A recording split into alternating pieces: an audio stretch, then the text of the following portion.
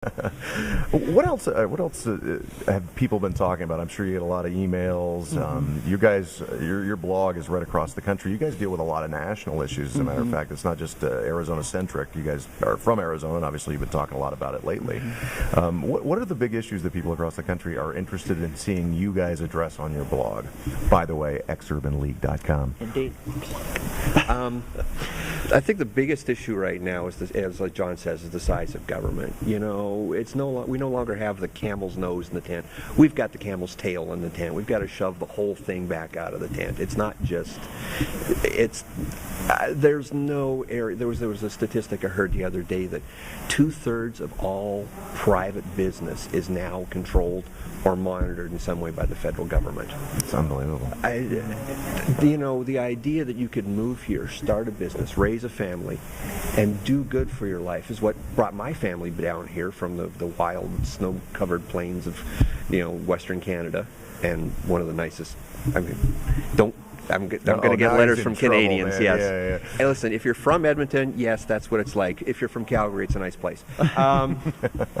Yeah, Calgary gets hated. It's not a nice thing. It's like Tucson and Phoenix, but with, heavy artillery. That's the American dream, is to do well. And anytime the government says, well, you're doing too well, you're not doing the things that we like, we're going to guide your steps in the manner that we think you should play well with others. And by others, we mean us, the federal government. Right. I have an issue with that. I didn't move from Canada to see America turn into Canada. John, same thing. It's just this general feeling of, oh my gosh, our country's slipping away? Yeah, I think there's a lot of that. And then, too, just really pointing out a lot of the hypocrisy of, when you see people on the left, especially the leadership, Pelosi, Reid, Obama, Biden. I hate to say Biden is a leader, but there you go, I said it. But just puncturing the sacred beliefs of this group, which again, it looks at government as a parent. It doesn't look at it, and I look at government as our servant. They're our employees, and if they do wrong, we fire them. Yeah. I do not wish to answer to them. So just trying to point that out repeatedly, and every day there's another reason to point that out. It's manifest. You were recently named top 20 conservative Twitterers. Yeah, Twitterers. Yes, I sure was. That was kind of a surprise honor. Who did this, and how'd this come about? This was John Hawkins. 10s and 20s is how it came about. 10s and 20s. I have my price, and it's very low. John Hawkins, who runs a great national blog, Right Wing News, he just compiled 20 people, the kind of must-reads, and for some reason I was included on Twitter. I'm ExJON. That's just a very fun place. First off, it's great to keep up with the news on there, and I know, Jim, you're very active on there as well. But just it's a great way to take a quick take at the news, and I usually just make very snarky remarks and upset some people on the other side, but it's all in good fun. So with that in mind, you're a Twitter leader. We saw that the social media just came out in droves. The young people came out in droves for Obama, and what I've been reading lately is that they've said, "Oh, shiny thing," and they've forgotten all about this president that was so important to elect. Do you sense any of that might happen after November with the conservatives?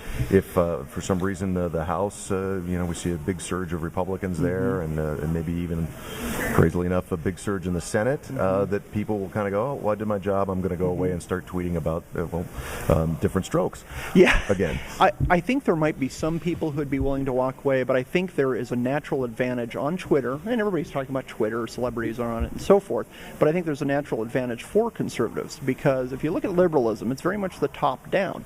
With the Obama campaign, you had Organizing for America. Well, now it's Organizing for America. Before it was Organizing for Obama, and they gave orders, and those orders were followed like good little soldiers. Conservatives don't play like that. Right. If their particular party, whether it be GOP or Libertarian or Independent, tells them what to do, they bridle at it.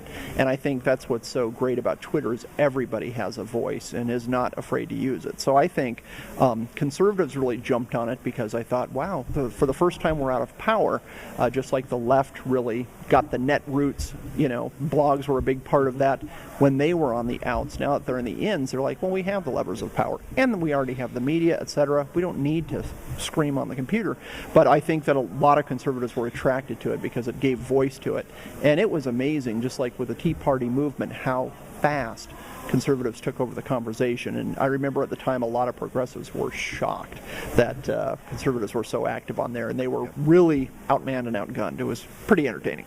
Speaking of netroots, they're going on across town as we speak, and I actually, through Twitter, somebody let me know that they actually were asking for ID to get your lunch today. They thought that was very funny. Hold up the Arizona flag. Papers, please.